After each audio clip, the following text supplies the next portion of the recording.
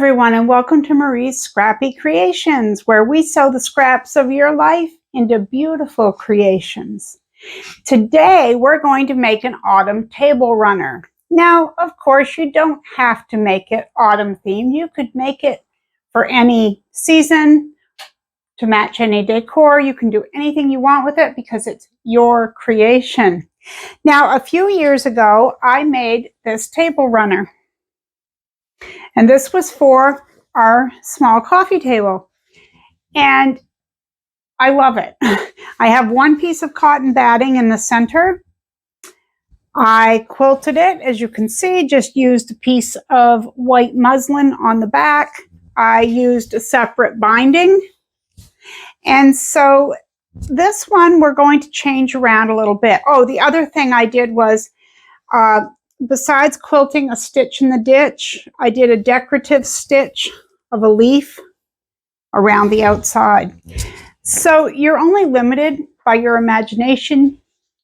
So the one that we're going to make today is just slightly larger, and this is it. Isn't that a beautiful table runner? There are a few differences between this one and the one I showed you first. With this one, we're not using a separate binding. We're using the backing and bringing it around to the front, okay? We are quilting, and this is Quilt As You Go friendly. For any of those who like Quilt As You Go, as soon as you start this, you're going to realize you could lay out your backing, your batting, and then just start putting your pieces on in the Quilt As You Go fashion. It would totally work. Okay, so I'm going to let you know what you need in order to make it this size. Now, again, you can make it your own. You can make it wider, you can make it longer. You could make more than one border. You could cut your strips longer. You can make a separate binding. You see where I'm going. Make it your own. Okay, now let's go over to the table. I'll let you know what you need to make this, and also I will list it in the description box below the video. So let's go give this a try. The sooner you sew it, the sooner it's on your table or the table of someone you love. All right, let's take a look at what we are going to need to make this table runner. And everything will be listed in the description box below. Okay, I think I cut out 25 strips. I only used 20, all right? I had 5 different strips, which means I used 4 each. The reason I like an odd number, meaning 5 different strips, was because see how this is placed here? The next time it won't be going the same way. See, it's over here, and then it's back over here. So if you use an odd number of strips, if you're using the same strips, that is, unless you're going all scrappy. But if you're using 5 separate prints, or 3, you can make it varied like this. Okay, so I used 4 each of 5 different strips that measured 3 1/4.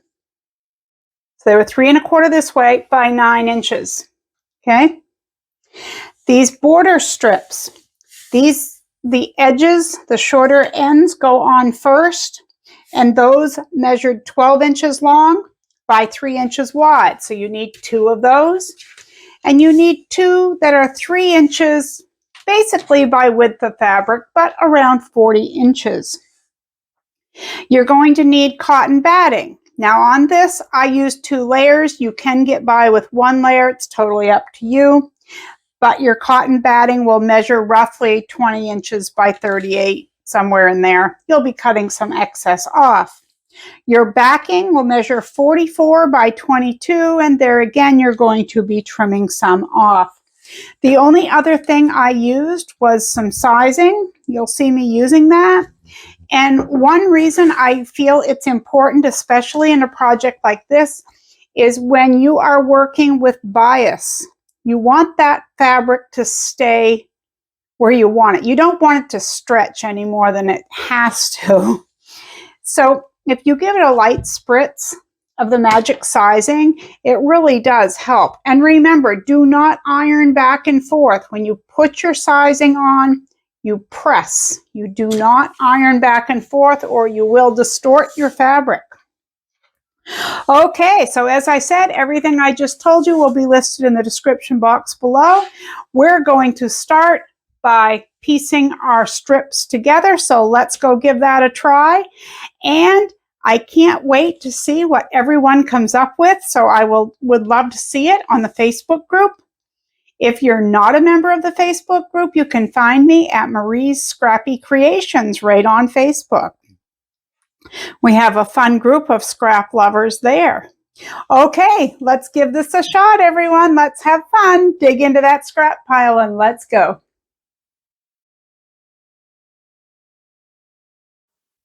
All right, so the first thing we need to do is to take our strips that are 3.5 by 9-ish, 10-ish, whatever they are. You're going to take your first 2 pieces and lay them side by side just like this, okay? And I'll go over that in a moment. But what you want to do, I have mine all in order for time's sake, but you want to lay them out so that you can see what design you have. You don't want to get sewing and then have to stop and figure it out. So what I did is I have 5 different fabrics, so I just kept putting them in the same order. 1, 2, 3, 4, 5, and then 1, 2. And as they repeat, you'll see that they switch sides. It won't do that if you have an even number. That's why I like to have an odd number. But of course, if you're doing this from all scraps, which would look absolutely fantastic as well, meaning everyone different or something, you could certainly use whatever pattern you want. Okay, so I'm going to put these back in order in my stack and we're going to begin sewing. Now, could you start differently than this? You absolutely could. You could start by using just a small piece because this is going to end up as a triangle. I like scraps. I'm not worried. This is my only directional fabric, so I'm going to make sure that the trucks are right side up each time. So if you start with them one way, make sure you go the same way all the time. So you're going to take your first 2 pieces, put them right sides together, matching your edge. And then you're going to sew using a 1/4 inch seam allowance. I'm using the 2.5 millimeter stitch length. And then you're going to press that open and meet me back here. All right, I have my first 2 pieces sewn together. I always open my seams. You can fold them to one side if that's what you prefer to do. Now, some people, and I did this the first time, so it's totally, you can do it however you want, but some people would choose at this point to make sure that your edges are even, like so.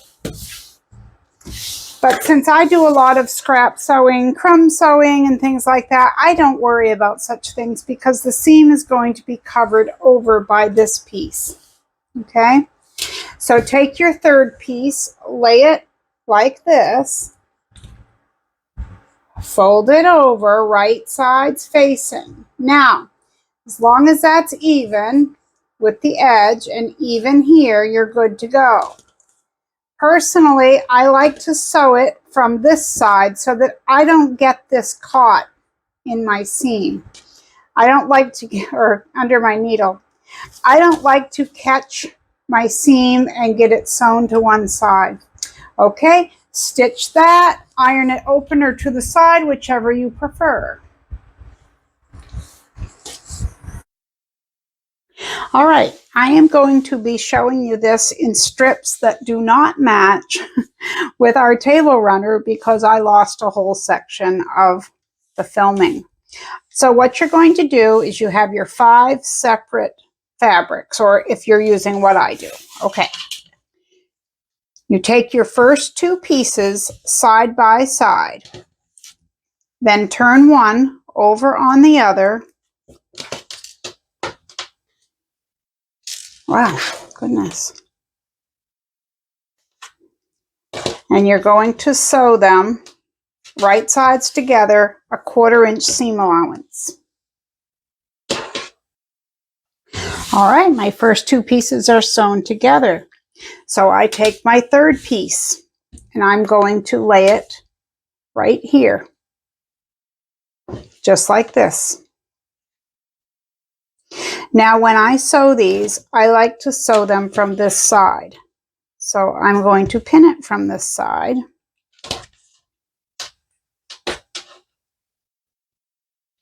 And I'm going to sew this with a 1/4 inch seam allowance. Okay, there's piece number 3. So then piece number 4 goes right here. So you're just going to see how you have an intersection here. You're going to place this piece here, lay it over.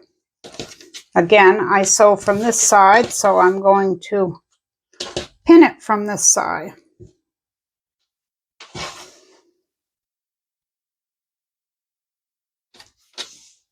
So you're going to continue to sew, place, see, just like this, until you come back to your first piece again, and so on and so forth. So you sew all of your stack of 20 together, and then you meet me back here. Okay, here we go. I am doing a voiceover on this as I show you on the video because I lost all my audio somehow. Now we're going to even this up. We're going to be cutting off the triangles, and there's more than one way to do this. I'm sure there are many better ways, but this is just how I know how to do it. When I made my first one, this is exactly how I did it. I evened up the edge of my ruler going across. I didn't worry about squaring it up at this point. We're going to do that later on. So right now we're going to just even it, hold it as best you can, and you can see where it is in the middle, like if it meets on your points and if it's at the same point on your ruler, or you can simply go across the straighter edge. You can measure it from one end to the other if you want to get that particular, but I didn't. I just straighten up and I cut off the triangles. And look at all the scrappy triangles you're going to have when we're done with this. Okay, now carefully, and I have a hard time with this angle, trying to film around the tripod and go at an angle that I normally do not use. So I'm always afraid of my cutter sliding at this point. So just keep everything as even as you can. Like I said, we will square this all up later. It's nothing to worry about. In fact, you're going to be surprised at how square it turns out. Take your rotary cutter and again, take those scrappy triangles right off. You can use those later. We're going to flip it around and we're going to do the same thing again. And as I said before, we're not going to worry about whether it's square and even. You're just going to cut them at this point. Oh wow, look at that. Look how clean and neat that is. See, it's a good thing I talk with my hands. Now you see how that end is wonky and then this end looks even more different? We're going to fix that. We're going to line our ruler up with the straight edge that we made and one of the lines on our ruler. And then we'll take it right over to the edge where you see that V. Right there where I'm showing you. Match the side of your ruler up with that, the top with the straight cut that we just made, and you're going to cut those pieces off. You can save those for a pot holder, a scrappy block, or just anything else that you want in your scrap pile. So carefully cut those pieces off, and then we're going to do the same thing on the other side. Nice good size scraps we have there. Flip it around, and this time we're going to cut off that wonky triangle end. So again, we're going to line our ruler up at the top, And we're going to go on the narrower side, which is the top. You see how that triangle's a little wonky. So bring it down there, line everything up nice and straight, and see how that's going to just lop that whole piece right off there. One good cut if I'm in the right angle. And there we go. And wow, this is looking more like a table runner. It got a lot smaller though, didn't it? All right, that looks good. Now we're going to have to put those strips on the end. Remember the 12" by 3" strips I showed you or told you about? We're going to put those on each of the ends. And at this point, I'm still not squaring it up. I'm still not worried. There's our 3" by 12" strips. We have one for each end. We're going to lay them down right sides together. So right side to right side, and then I'm showing you the longer strips that will go on there when we're done with that.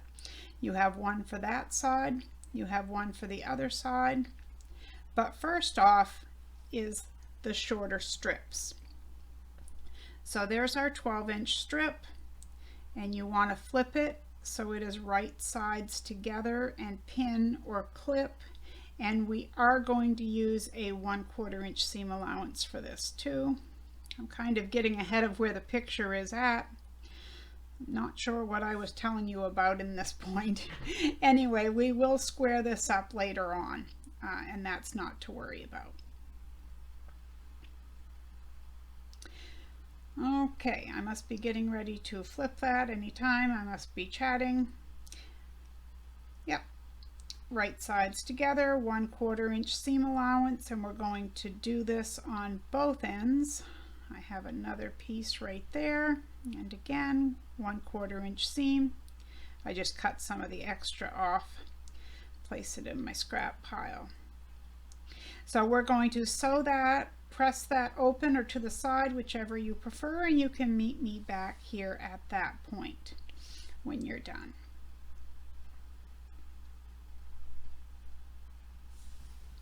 All right, we're going to lay this out. We're going to square it up because as you can see, they poke out over each end. They hang out there a little bit. So fold it so that your sides are meeting and your edges are roughly even. Just lay it out as you see me doing. Straighten it out and don't pull too much because you're on the bias on those sides. Okay, flip it over, see where you are there. We're going to take our ruler and rotary cutter. We're going to lay it along the longer edge. Even it up with the bottom. Make sure it's straight going across our border where our border is meeting. And just take your rotary cutter and snip that little piece off that you see. We're going to turn it and do the exact same thing on the other side.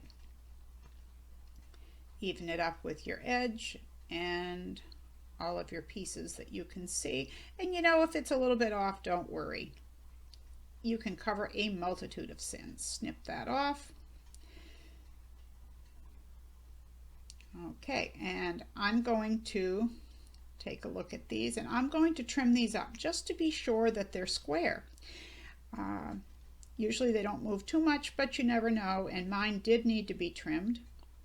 So whichever size you cut them to, just remember which measurement you use on that end, because you're going to have to go to the other edge and cut it at the same measurement. Now mine was 2 3/4, but that's just me. Depending on what you're using for fabrics, yours may differ, but mine was cut at 2 3/4 inches trimmed down. And you can see how I made sure that it was square around, that it was even the same as the other end. Okay, now we're going to deal with our long edges. So don't blooper like I did and have it be very close. I almost didn't make it, but it did. So you're going to lay your fabric out, and of course we're going to be sewing here in a moment. We're going to put right sides together, but I'm just checking to make sure that everything is even. So you're going to want to trim it. It's at this point that I realized that I didn't get my other edge trimmed, or that it didn't get caught up. So I'm going to trim off that little piece. You won't even notice that in the long run. Okay, ruler aside, and let's get this thing going. I am going to put this right side to right side. I'm going to pin, or you could clip it in place. You're going to sew along the edge using a 1/4 inch seam allowance. I use a 2.5 millimeter stitch length. You can use whatever you're comfortable with. So we're going to sew it along that side. We're going to flip. I'm going to pin my second side along there, so I sew it at the same time. The sewing machine, again, 1/4 inch seam allowance, 2.5 millimeter stitch length, going all the way along that side, and I will meet you back here. Let's give this a shot. All right, I have my strips sewn, so I want to show you what happened to me. All right, you see how this lines up very nicely here, just like I cut it that way. I didn't. Whoops. It lined up nicely, you know, just for, I can straight trim that. Down here, I have more. I have half, almost 3/4 of an inch, right? So that's all good, but let's look what Marie did over here. I'm going to use a ruler to let you see how bad it is.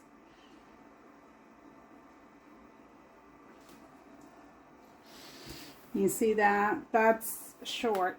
Now I could bring my binding over the edge and fix that.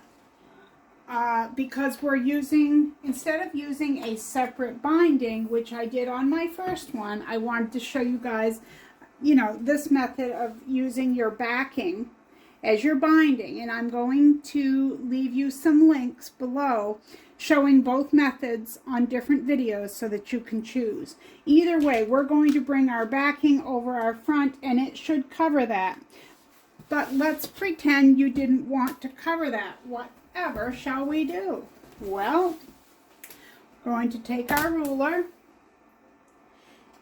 and we're going to cut it evenly.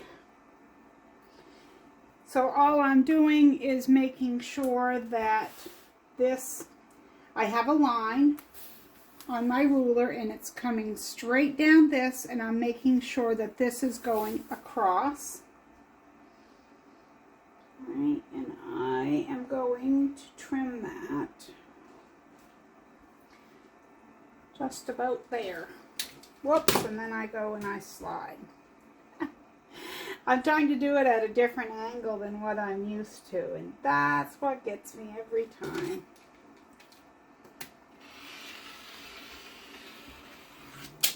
So that's what I ended up cutting off. So it was wider at this end and just very narrow and then non-existent over there.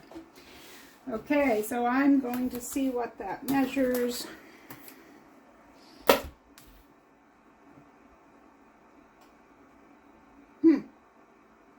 2 5/8. So I just want to make sure that the other edge is cut at the same width.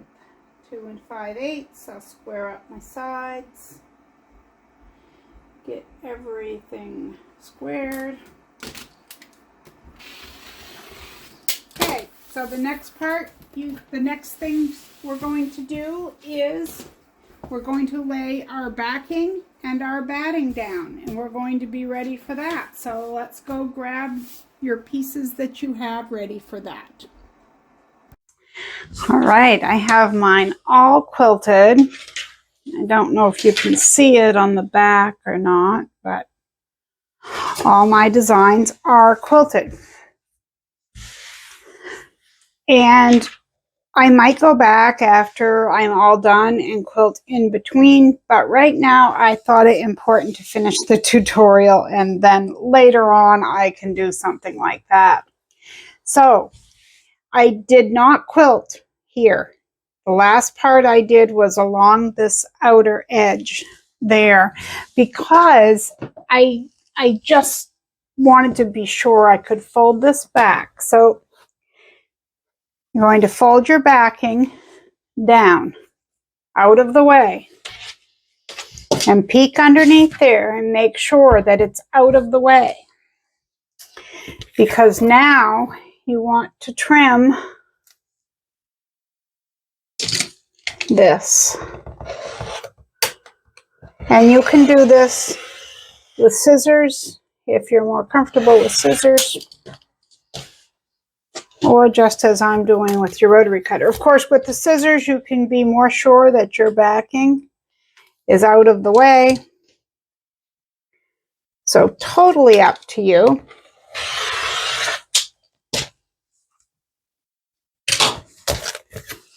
So there's one edge. Then you're going to do it for this end. Peek underneath, make sure your backing is out of the way, and trim.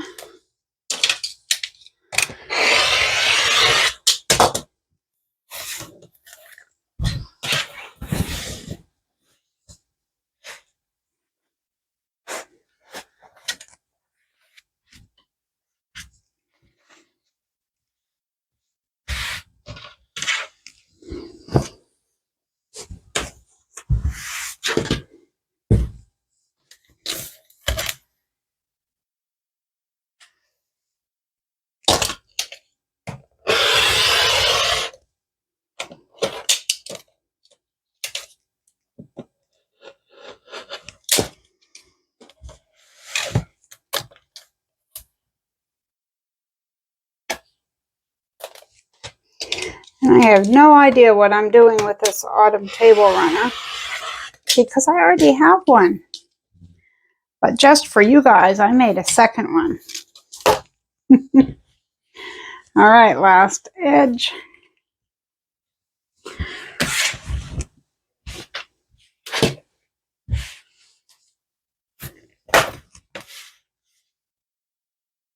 Okay, and as I've said, on my first one, I did a separate binding, so it was done differently than this. And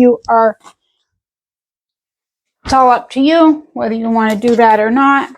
If you were doing that, you would just be cutting your backing even with your edge. All right, so now we need this trimmed. Okay, we're going to, from this edge, we're going to measure out 1.5 inches and cut that. I always get the wrong side of that. My ruler it's 8.5 inches. And that 1/2 inch messes me up more often than not. You cannot believe the number of times that I have cut. So I've got something to trim here. That I have cut and had it be off by 1/2 inch because I don't realize that I have that side outward. And I get just frustrated. I thought I was going to like that feature. I do not. I am not a fan. I'm sure it's helpful in some circumstances, but not for me. Okay, 1.5 inches from your edge. And this is what you're going to trim. I'm actually going to stop the camera to do this so that I can get a good angle. I don't want to mess it up. So just trim 1.5 inches from here. All right, here we are. We are 1.5 inches. We have 1.5 inches cut here. That's left. Going to give a slight spritz of magic sizing. A dry iron, meaning no steam. Give it a little heat.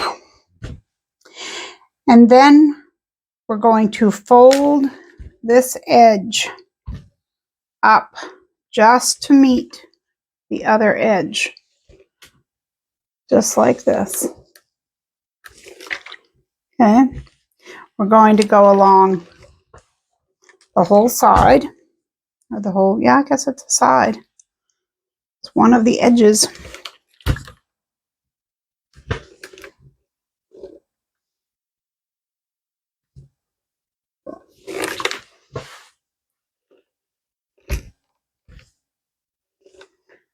Just like this.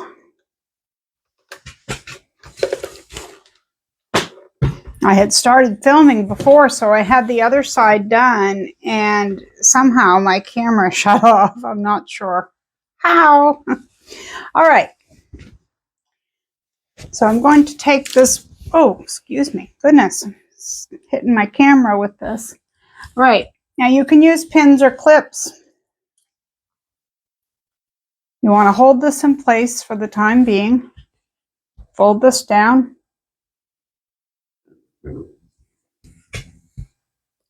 I'm probably going to pin this in place once I have some of my corners done, because I prefer pins. But for the time being, these will hold it in place. And if you're used to using the Wonder Clips, then that means they work well for you.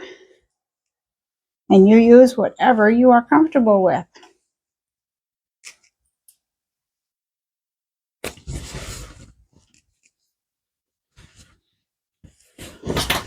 All right, I'm going to show you this corner. This is what we have. We have the fold over. This one hasn't been folded at all. Going to turn this just like this so that you've got a little triangle here. You see that? All right. Then you're going to fold this fold this towards your edge just like you did before.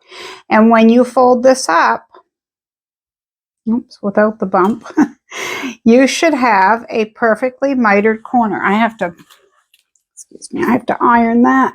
That's why it's not laying correctly.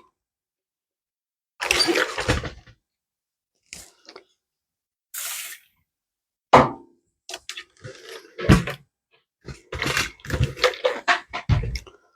right, I'm going to fold up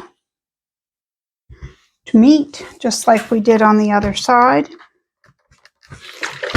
And you know, sometimes when you work this up, sometimes it won't come out exactly mitered, but most times it does. But if it doesn't, come back here and move that where you need it to be. And it will work. All you have to do is fiddle, you know, a little bit sometimes. I'm going to hold this down. This is why I use pins in these instances. I feel like it holds it in place a lot better for me.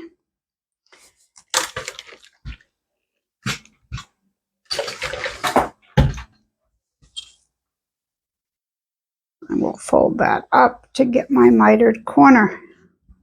See how neat that is? And when I come down with my needle, get a bigger pin here. When I come down and I'm sewing, I'll come down and I'll catch that and go right straight across. Okay, so we're going to continue on. Pin or clip, whichever way you want to do it, till you get to your next corner.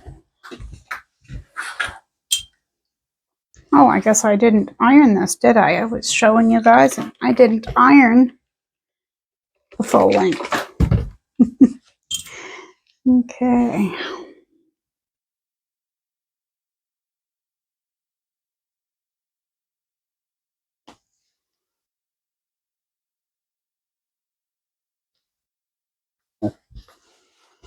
Trying to hurry for the tutorial and my pins aren't all that straight. I'll fix that before I sew. Come down. Okay, so again, we have another corner.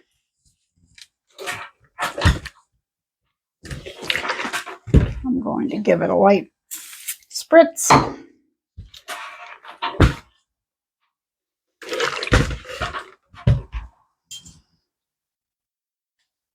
I'm going to fold this in a triangle.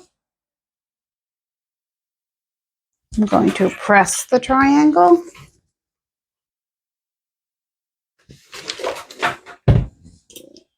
Fold upward, press.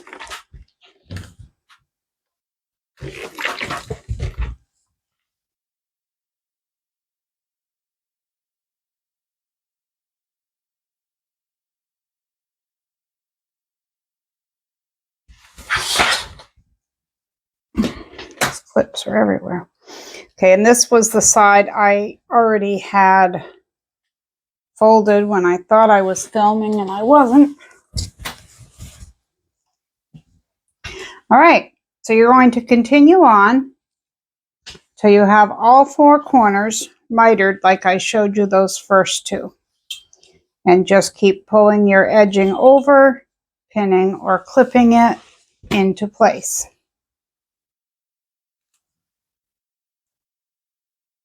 Just like this.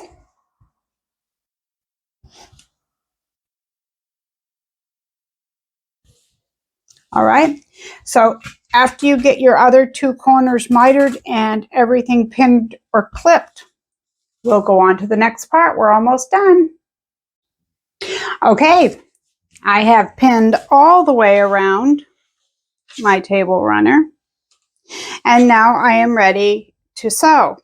So I am going to go around the whole thing. You're going to stitch just about 1/16 to 1/8 of an inch from this edge. You're going to catch this edge. It's a perfect time to do a decorative stitch if you'd like to. Although I'm going to use a straight stitch, you do whatever you want to do. That's what we have left to do. So you sew around there and let's give a peek at how our table runners turned out. Okay, so we are all done, and isn't that a beauty? Now, the one that I basted on was the one that I made last year, and I just loved it. Well, I guess it was the year before last. I love this one. I tried my best to make the same one without being exact, but you know, it's pretty close, wouldn't you say? One is just a little bit larger than the other, as you can see, but they're both beautiful. And this was done with 1 layer of batting, and this one was done with 2. This one had the separate binding, and this one has the binding brought over from the back. The finished size on this one is 37 1/4 by 17. And your size could vary depending, you know, you could make your strips longer, you could make your strips wider, you could go around with another set, you know, for your border. There's so many variances on this, or varieties that you could choose to do. And I thought this was a really fun project. I hope you had fun with it. I do think I'm going to quilt this some more with some decorative stitches and such. But, you know, for now I'm done.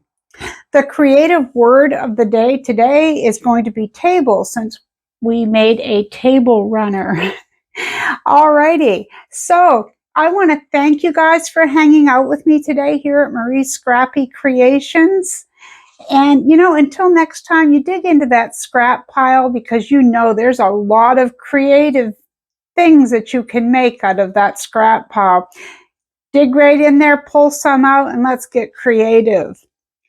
And I'll see you next time. And until then, be kind out there. The world needs more of that. And I'll see you right here next time at Marie's Scrappy Creations.